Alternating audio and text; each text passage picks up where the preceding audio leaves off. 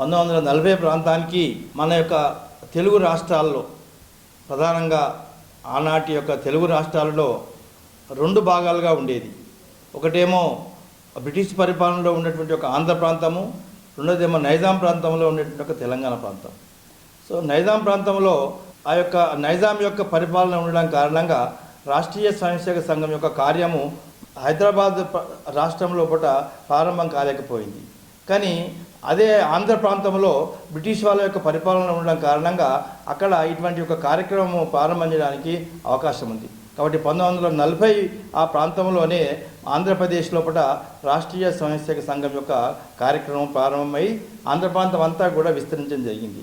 1948వ సంవత్సరం లోపల నైజాము భారత ప్రభుత్వానికి లొంగిపోయిన తర్వాత తెలంగాణ ప్రాంతానికి స్వాతంత్రం వచ్చిన తర్వాత ఎవరైతే ఆంధ్ర ప్రాంతంలో శిక్షణ పొందినటువంటి ఒక కార్యకర్తలు ఉన్నారో వాళ్ళందరూ కూడా మెల్లమెల్లగా హైదరాబాద్ చేరుకొని ఆ హైదరాబాద్ యొక్క పట్టణంలో కూడా రాష్ట్రీయ స్వయంసేవక సంఘ కార్యక్రమాన్ని ప్రారంభం చేశారు. ఆ విధంగా 1954వ సంవత్సరం లోపల ఎవరైతే ఆంధ్ర ప్రాంతం లోపల శిక్షణ పొందినారో ఆ యొక్క విజయవాడకు దగ్గరగా ఉండేటువంటి ఒక జగ్గయ్యపేట నుండి సముద్రాల నాగభూషణం అనేటువంటి ఒక యువకుడు మన యొక్క కరీంనగర్కి రావడం జరిగింది.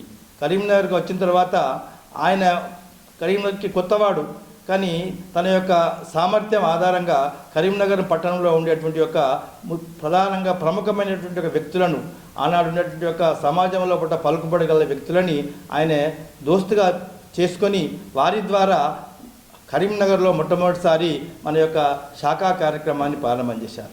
అతనితోటి సంపర్కంలోకి వచ్చినటువంటి వ్యక్తులు ఎవరంటే ఆనాటి యొక్క ప్రముఖమైన వ్యక్తులలో తుక్కారావు గారు, చొక్కారావు గారు, ఎడవెల్లి జగ్గారెడ్డి గారు, కామారప కోటయ్య గారు, తర్వాత గౌరిశెట్టి వెంకటయ్య గారు, ఇలాంటి వారి యొక్క పరిచయాలతోటి మెల్లమెల్లగా కరీంనగర్లో రాష్ట్రీయ స్వయంసేవక సంఘం యొక్క కార్యక్రమాన్ని ప్రారంభం చేశారు. అప్పటికే కొంతమంది తెలంగాణ వాసులు తమ యొక్క ఉపాధి కోసము మహారాష్ట్రకు వెళ్ళి అక్కడ ఉపాధి పొందేవారు. 1936వ సంవత్సరం లోపల కోరుట్ల నుండి పూనాకు వెళ్ళినటువంటి యొక్క కస్తూరి ఎల్లప్ప అనేటువంటి ఒక యువకుడు అక్కడ పూనా లోపల అప్పటికే సంఘ కార్యం ఉంది కాబట్టి అక్కడ సంఘంతో పరిచయం ఏర్పడ్డ తర్వాత అప్పుడప్పుడు ఆయన పండుగల కోసము ఆ కోరుట్లకు వచ్చేవాడు.